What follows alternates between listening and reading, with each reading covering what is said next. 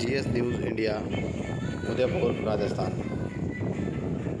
Channel को subscribe करें, video को ज़्यादा से ज़्यादा शेयर करें। GS news.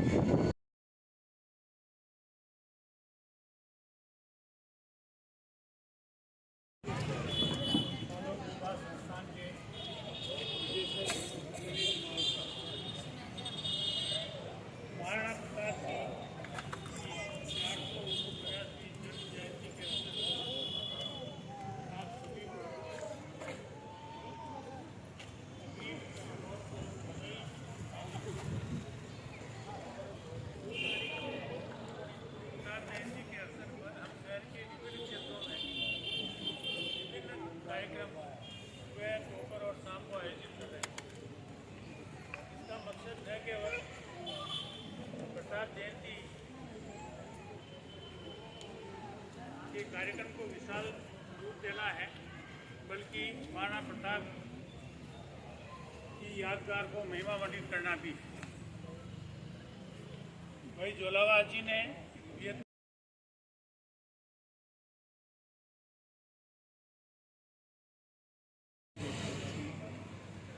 इसी के साथ हमारा आग्रह यही है कि आप प्रताप जयंती के दिन विशेष तौर महत्व शक्ति से है कि हमारी टाउन हॉल में जो है आपकी उपस्थिति नगण्य सी रहती है।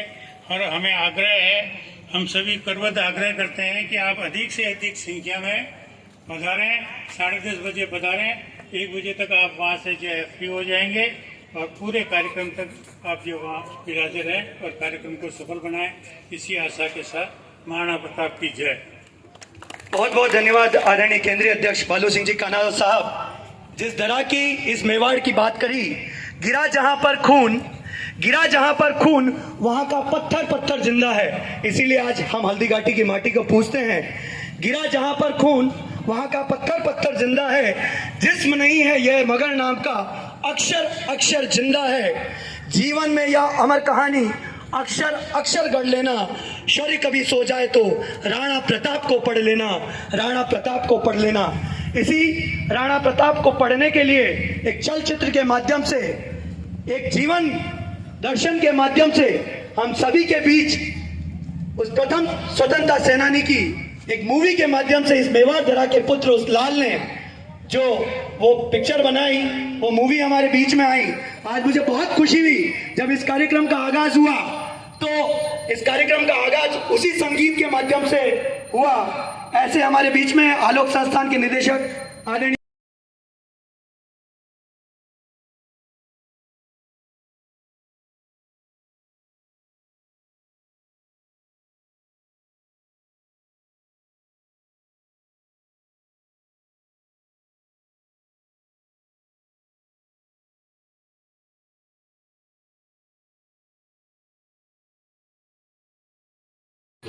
माटी में खेले बड़े, उनकी गाथाओं के कण कहीं न कहीं हमारे से शरीर से चिपक कर हम में भी वो प्रेरणा जगाते हैं। इसलिए हम हर बार प्रताप को याद करने के लिए कहीं न कहीं दौड़कर पहुंच जाते हैं। ये शायद हमारा प्रताप के प्रति वो ऋण है जिसको हम कभी चुका नहीं पाएंगे, लेकिन हमको सदैव स्मृतियों में रखकर उनको यहाँ हम याद करेंगे।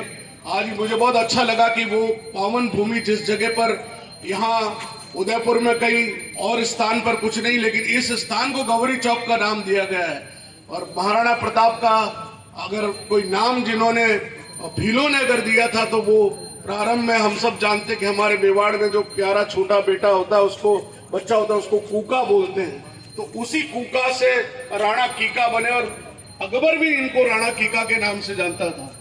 यहाँ आदरणीय ताराचंद जी बैठे हैं।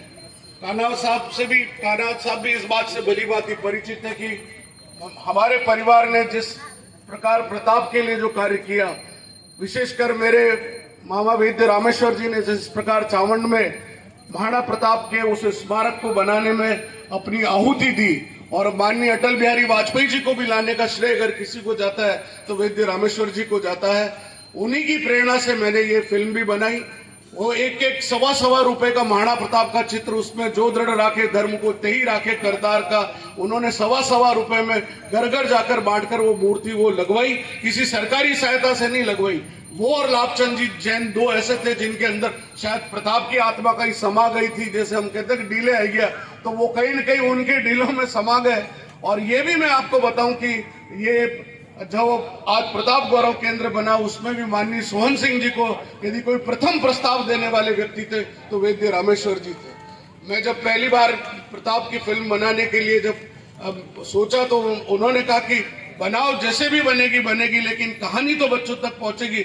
लेकिन बनते बनते वो बॉलीवुड की फिल्म बन गई और आज मुझे कहते हुए गर्व है कि OTT प्लेटफॉर्म पर 5 से 6 हजार लोग रोज उस फिल्म को देखते हैं। मेरे पास पाकिस्तान से लेकर वियतनाम से लेकर अमेरिका से लेकर न जाने कहां से फोन आते हैं कि भाई साहब ये फिल्म हमको देखनी, कैसे देखें।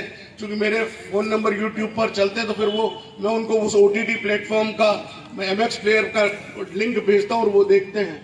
मैं आप सबको एक बात कहना चाहता हूँ कि जीवन में प्रताप का काम सरल नहीं है।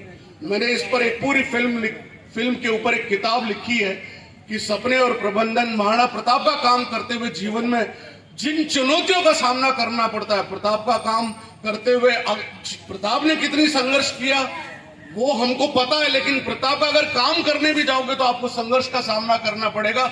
हमारे इस फिल्म के बनाते हुए 56 एक्सीडेंट हुए। हमारे जो नारायण सिंह जी जो प्रताप का रोल कर रहे थे, घोड़े से वो चेतक घोड़े का दृश्य फिल्म बना था कि वो कूदेगा और वहां पर जाएंगे। हमने कहा हम इसको ग्राफिक पे लेंगे, लेकिन पता नहीं वो नाला ऐसा था कि वो घोड़ा तेजी से कूदा और नारायण सिंह जी उस घोड़े से गिर भी गए। हमने कहा ये जीवन भर का लेना देना होगा, लेकिन प्रताप का ये संकल्प था, एक प्रेरणा थी अंदर से, एकलिंगनाथ का साथ था कि वो उनके शरीर पर कुछ नहीं हुआ और वो दृश्य यूं का यूं फिल्म में हमने रखा।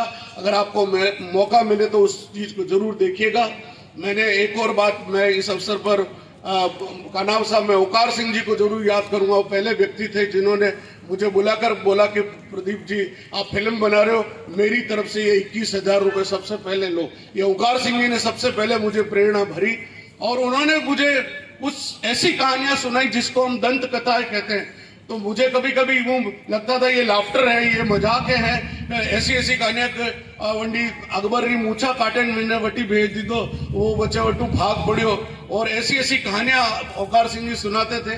तो मैंने ये कोशिश करी कि दंत कथाएं भी लोक कथाओं का हिस्सा है और लोक कथाओं को के लिए ऑथेंटिक इतिहास की कोई आवश्यकता नहीं होती।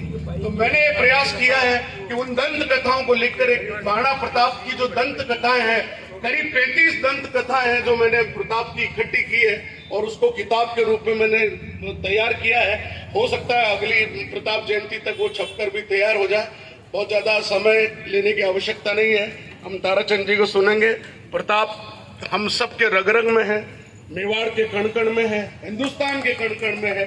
और मैंने एक मांग जो रखी कि 9 मई को भी प्रताप की तारीख है, तो उसको मैं ताराचंद जी से भी कह रहा हूं। मैं माननीय प्रधानमंत्री को भी लेटर लिख चुका हूं कि 9 मई को भी प्रताप जयंती, चूंकि देश और विदेश में